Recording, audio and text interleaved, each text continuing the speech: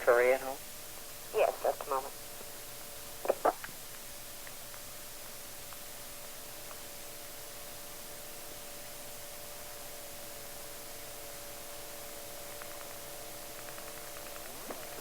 Hello?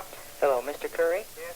My name is Jeff Meek, and I'm from around the Chicago area, and I'm passing through Texas. I'm staying at Mary Farrell's home. And I was wondering if I might ask you a couple of questions pertaining to the Kennedy assassination. All right. At the time of the Warren Report was published, in 1964, did you go along with its conclusions, or did you have certain reservations at that time? Well, generally I went along with it, but I was of the opinion that this Morningside, his group should have been investigated a little more. Mm-hmm.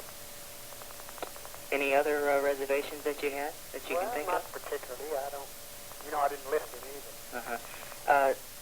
Did the Dallas Police Department ever question DeMore and Shield? No, the FBI and the Secret Service handled that part of it. Uh-huh. Do you feel that DeMore and Shield was connected to the assassination in any way? It's possible. He had some pretty questionable associates, and he was down in Mexico and prior to the assassination, and he did have a relationship with Oswald. Mm-hmm. Do you know any other of DeMore and Shield's contacts? No, I don't. Not offhand. Within about an hour of the assassination, there were those three so-called tramps that were arrested and taken to the sheriff's office in Dealey Plaza. Who were those men? Do you know? No, I don't. I've forgotten. I've seen their pictures, and I know it claims that they were CIA, but I don't know that they were. I understand that they were taken to the sheriff's office, and correct me if I'm wrong. Yeah, that's right. They were taken over there. And, however, there's no record of their release or booking? No, I don't think they booked them. I think they talked to them and let them go. Do you know who... I don't know who interrogated them. And do you know who the arresting officers were? No, I don't recall now. I see.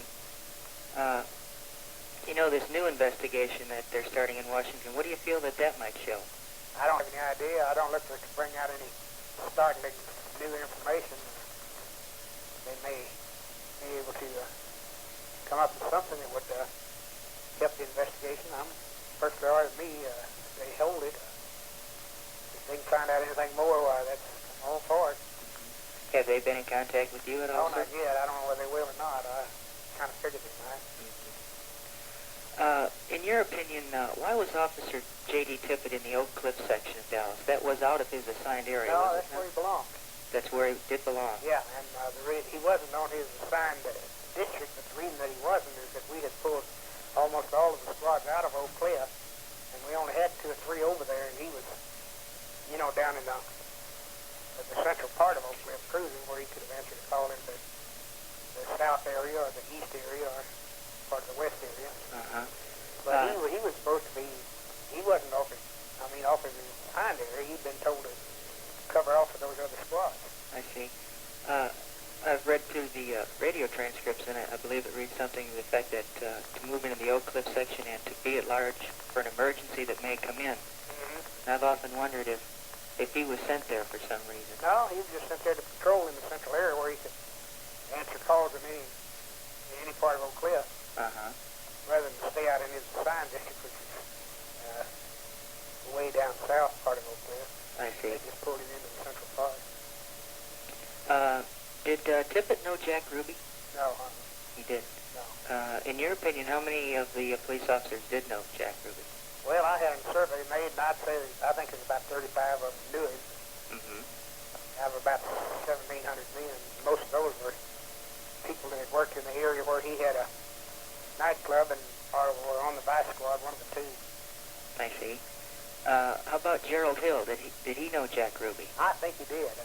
What's your opinion of Gerald Hill? Well, he was I always liked him all right. He seemed pretty capable officer. He was had been formerly a newspaper man and was of that type. He pretty outgoing and pretty. He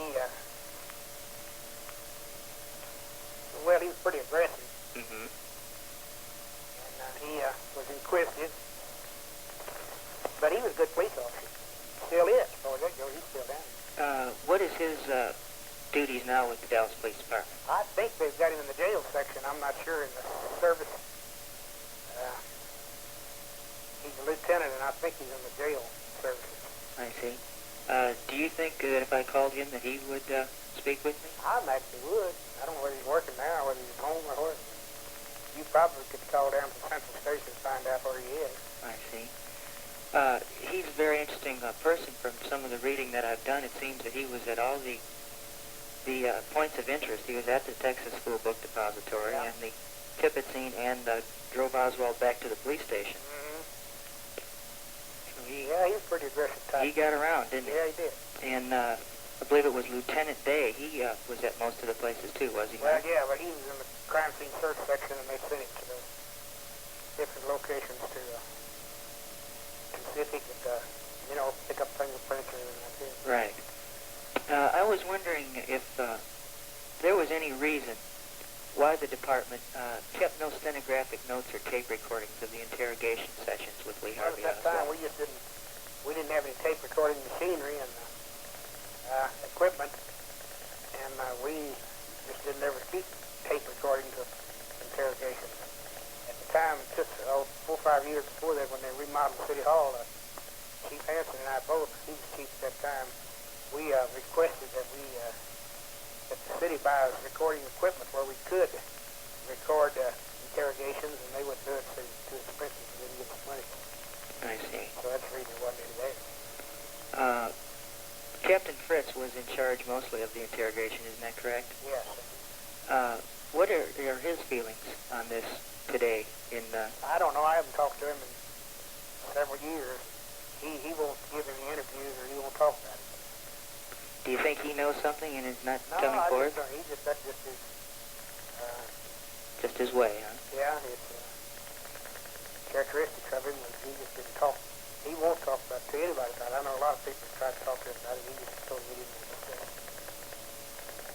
Do you feel that if your police department, and I'm under the impression that was definitely a Texas crime and not a federal crime, do you feel that your police department, if it would have been left alone to handle this case, that we'd know a lot more now than as it turned out once the federal government took charge? Well, that'd just be speculation. I don't know. We were not equipped to, go overseas and talk to people like in Cuba or in Mexico.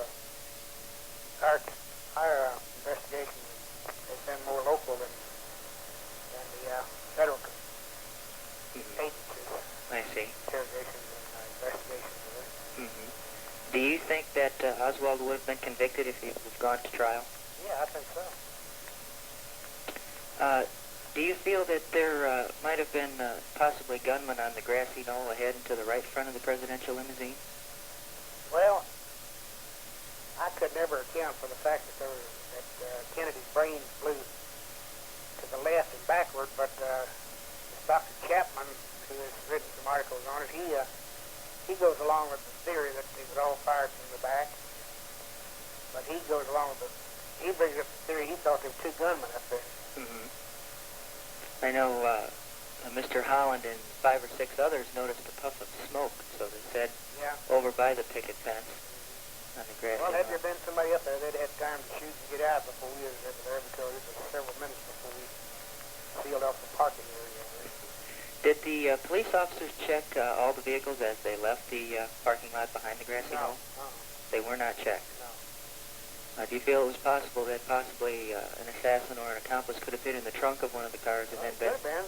Very possible. Do you think it's possible then? Yeah, sure. Do you think that Lee Harvey Oswald had an intelligence connection of any kind? That I don't know. Just express an opinion, I would think that he had some connection. FBI, CIA? CIA. CIA? I know he had FBI. They had talked to him, or had talked to his wife a couple of times. Agent Hosty? Yeah. Mm-hmm. But I don't think he liked the FBI. I don't know what he thought about the CIA, but he definitely didn't like hostages. Yes. Well, he delivered that note that we finally found out publicly about a year or so ago to Agent Hosty. Yeah. And I believe the secretary that took the note said that he had threatened to blow the building up. Yeah. Now, do you believe that that's what that note said? I have no idea, but I kind of doubt it. Don't you feel that if a person, let's say, for example, I walked in the FBI building and I said, if you don't leave my wife alone, I'm going to blow this place up, do you think I could have walked out of there? Well, he probably going to walk out, but they probably would have, had somebody on you pretty quickly. Yeah. What do you think that note might have contained? Well, I don't have any idea. I just imagine his thoughts on the way that Hosty had been talking to his wife. Mm-hmm. That's what I think. Do you think Oswald knew of the assassination and possibly saw that he might have been a patsy and was trying to warn the people? Warn the federal government? I don't much think so. I think he knew what he was doing. Mm-hmm. Do you think, well, we know that in 1959, Jack Ruby worked as an informant for the FBI, but have you ever run across any other information of an FBI connection or Central Intelligence Agency connection with Jack Ruby? No. Had you ever, well, I'm sure you met Jack Ruby after he was arrested, but what kind of a man was he? How did he impress you? Oh, he was just, impressed me as being somebody that would like to be a big shot, and wasn't. He was always trying to butt in where there was something going on, because it might be a public interest. He was just kind of a busybody, but he would like to be a big shot. I see. Do you think that any of the Dallas police officers had any advanced knowledge of the assassination? No, sure don't. You don't believe so? How do you account for the signal being jammed on one of the police radio Well, I don't channels? know. It's just technical, something technical in the system. There's no deliberate jamming of it, I don't think. I see. I don't know if you probably don't know. Just where he said the mic hung open. Mm-hmm. Well, that wasn't an unusual thing for microphones to come on. In a stuck open position. Mm-hmm. It happened that did at that time. But I've heard of that many times. I see. I've read your book and have sent for 3 or 4 copies from you, and I have a question concerning something in your book. It's on page 89 of the assassination file, and it's marked as Exhibit Number 38, which is evidence released to the FBI lab for tests. And item number 1 on that list reads as follows, and I'll read from it. 2 6.5 millimeter Mannlicher Carcano cartridge cases found in the book depository building. 3 were found in all. If only 2 were found in the school book depository, where was the 3rd cartridge case found? There were 3 of them found up there. There were 3 found at the window. Right. I'm wondering then why the item lists 2 6.5. I don't recall why there's 2 of them up there, but there were 3 cartridges. Now, this captain, he claimed that one of them was not fired from Oswald's gun, that it was an empty that was put in his gun and ejected. Mm-hmm. That the primer had a depression in it, and there was in the lip of the shell there was a depression that was caused from being inserted into the gun empty and then rejected. I see. There were 3 shells. There were 3. Where was the ammunition clip found? Where was the what? The ammunition clip? I don't know. It was with the gun, right? It was with the gun. It wasn't detached. And the paper bag was found where? Was the kick bone then? No, that Oswald supposedly carried the rifle in the building. Oh, it was found up there, I think, near where he was. Uh-huh. I've often been curious the bag was never in any of the photos that were taken. Was Studebaker the photographer? Called, I think he probably was. He was in the crime scene search. Uh-huh. And he took many pictures of the so-called sniper's nest, and we've never seen a picture of that bag laying there. I don't recall now whether we had any pictures anywhere of it or not. I believe it was Deputy Sheriff Weissman and another officer that found the gun under some boxes. Yeah. And I understand that it was a 6.5 millimeter Mannlicher Carcano rifle. Mm-hmm. And in some recently declassified Central Intelligence Agency documents, they say that it was, in fact, a 7.35 millimeter rifle. No, I don't know where they got that from. It was 6.5. That's- Somebody at the time, said it was they gave it a German, I think, a Mauser? name, but it, it just, he didn't have the reason to. He wasn't that much of an expert on guns. He just thought he started foreign guns. He just thought it was a Mauser, but it was 6.5 Carcano. Did you know Sheriff Guthrie very well? Pretty well, There's some information, according to him, that Jack Ruby and an associate by the name of Jones, when they came into town, that they tried to bribe him for mob interests to come into the Dallas area. Well, it's possible. Do you know any other facts pertaining to that? No, I know that when he went in the sheriff, it was he had some overtures from some of the underworld, about slot machines and gambling and so forth. Mm-hmm. But I don't know if anybody's ever indicted over it or not. I know I had to make some cases on him. Yeah. But I don't recall whether anybody's ever indicted over that or not. There's also been at least a question in my mind as to the motorcade route, whether it was to proceed straight down Main Street or to turn onto Houston and Elm. And a map that was printed in the November 22nd, 1963 issue of the Dallas Morning News showed that the motorcade was to proceed straight down Main Street and not make the right-hand turn onto Houston. I don't know where they got that, because we always intended to make that block offset because of the fact that going into the triple underpass, there is no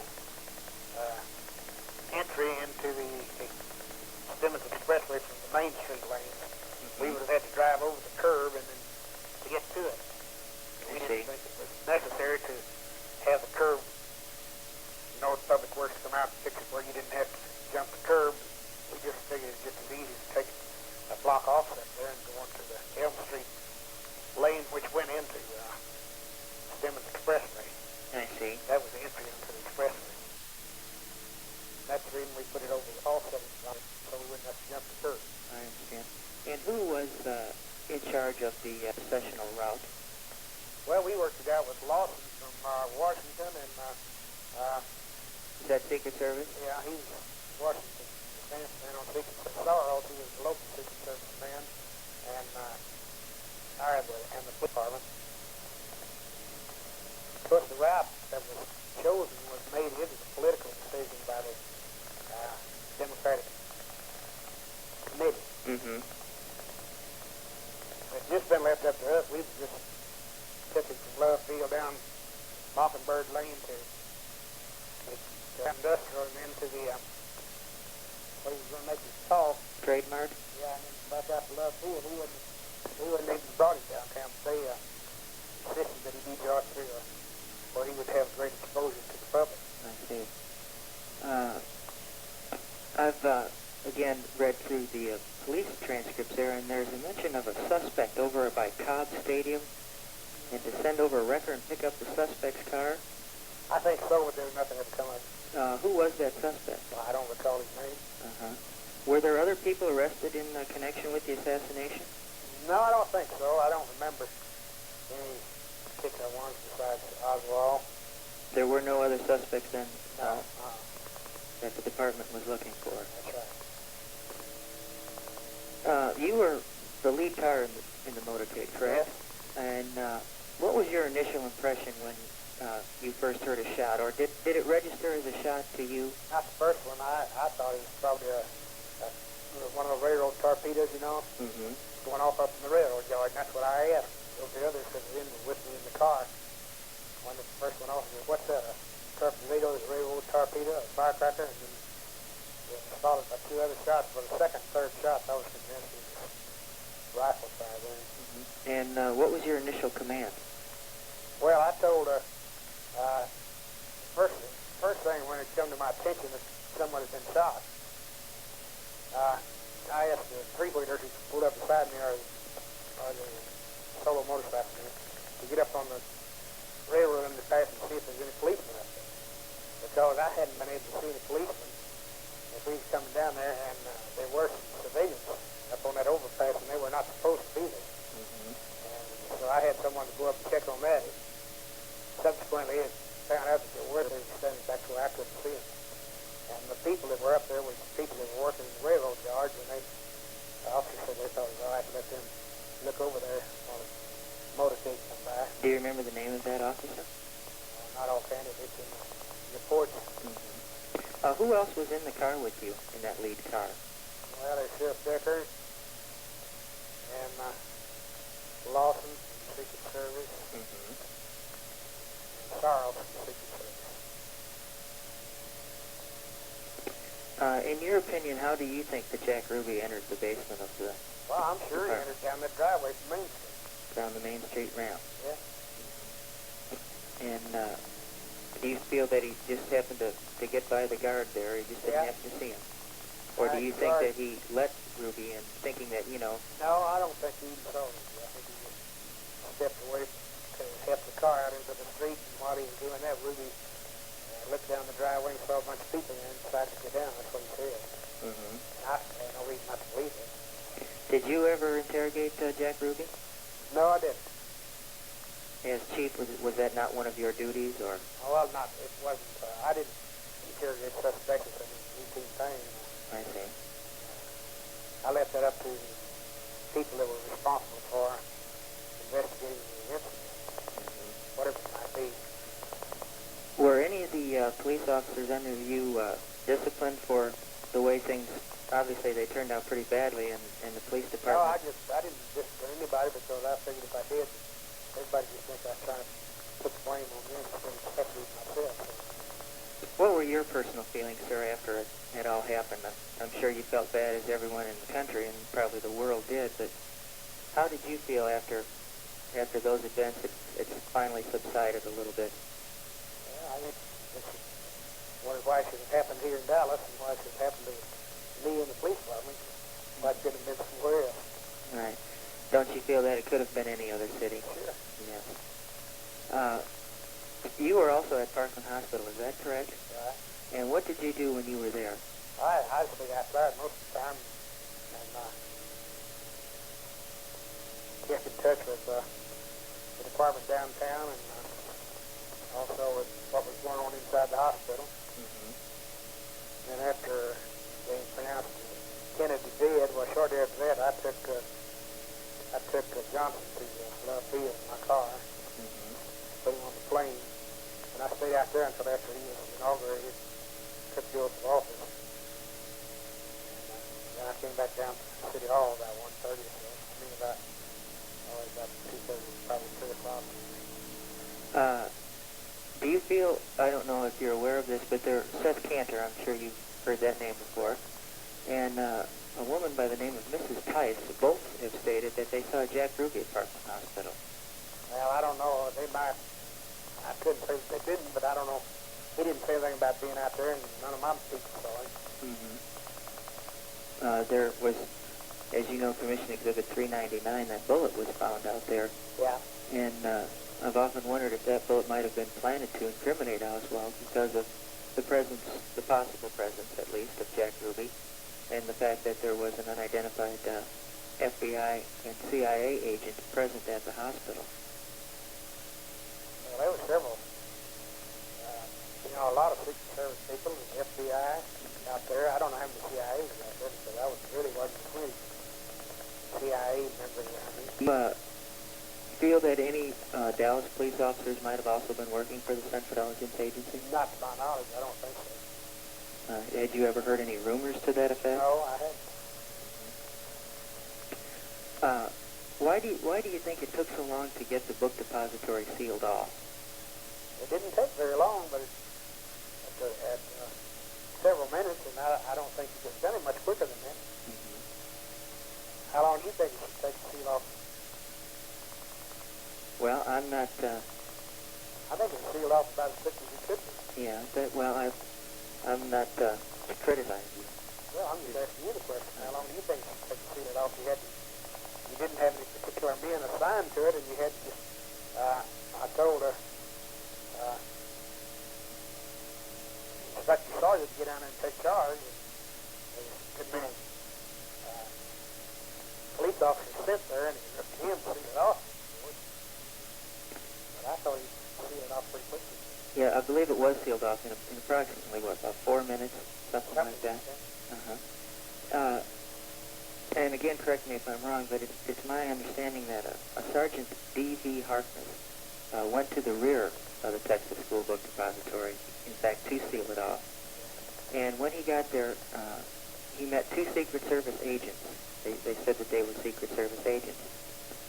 And a patrolman by the name of Joe Marshall Smith, immediately after the shots were fired, raced over to the grassy knoll area and pulled his gun, and as he did, a Secret Service agent again produced credentials, and Patrolman Smith said that he smelled gunpowder over in that vicinity. And when the Warren report came out, and after all the checking of testimony with the Secret Service, we find that no Secret Service agents were until Forrest Sorrell's return about 5 or 10 minutes before 12. Yet these other Secret Service agents were encountered at the rear of the book depository and on the grassy knoll. Well, I don't know. I was not aware of it. That's very interesting to me. If these Secret Service agents might have possibly been assassins' accomplices. Well, I don't know. I don't have anything to deny that or substantiate either one. Mr. Sorrells was the special agent in charge in Dallas. Right.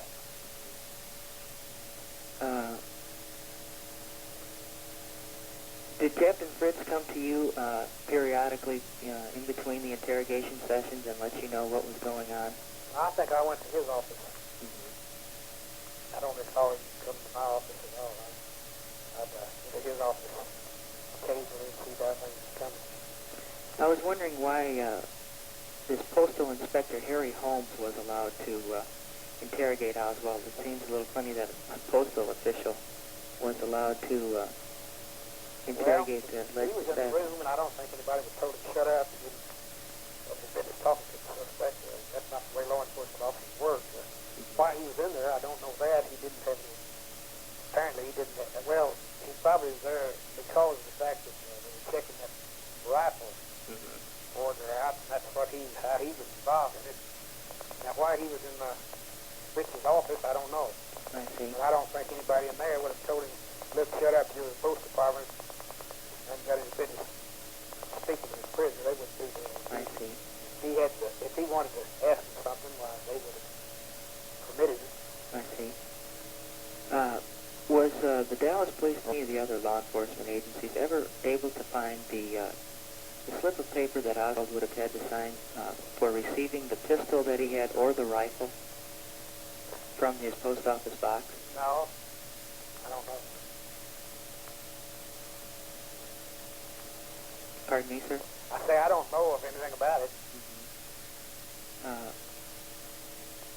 I've done some reading in the 26 volumes, and I'm beginning to wonder if Mr. Holmes wasn't also an FBI informant, just by the way some documents read, and then when you read his notes on what he heard while he was in on the interrogation sessions, and they almost sound exactly the same, and only one document is entitled, that it was written by Harry Holmes, and in the other one it's a confidential informant T7. Do you have any information that he might have been used in an informant capacity? No, I don't. You don't. Well, sir, I'll let you go, and I appreciate your time very much. I hope I have inconvenienced you. Okay.